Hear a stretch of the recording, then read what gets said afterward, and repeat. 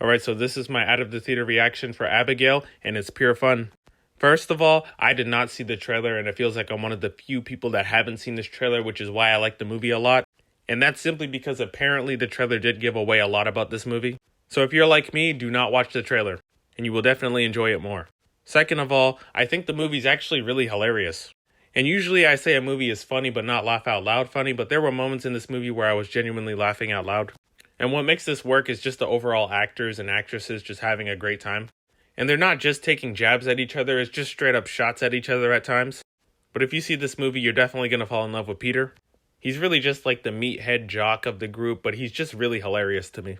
As someone who hasn't seen the Scream movies, this was my introduction to Melissa.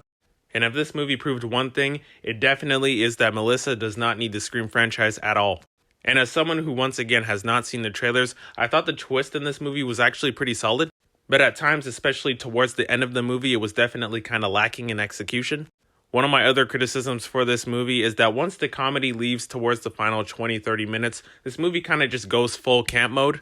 Which will work for a lot of people. You have the cheesy lines, you have a lot of blood, and I mean lots of blood.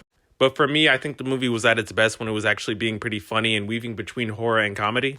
And once again, the horror for this movie, at least for the first half, was pretty good, but the second half was kind of lacking as well. And there's certain moments in this movie where you're just going to be looking at the screen like, what the heck did I just watch? And pretty much forget about what's actually realistic in real life. Because I'll just use one example, but there's literally a character that falls off of like, I don't even know how many feet off of a staircase or whatever. And then he instantly gets up like 10 seconds later and tackles someone. And he's in a little bit of pain, but he shouldn't be able to shrug off something like that pretty quickly, no matter how strong he is. And there's a lot of moments in this movie where it feels like characters just kind of recover a little bit too quickly.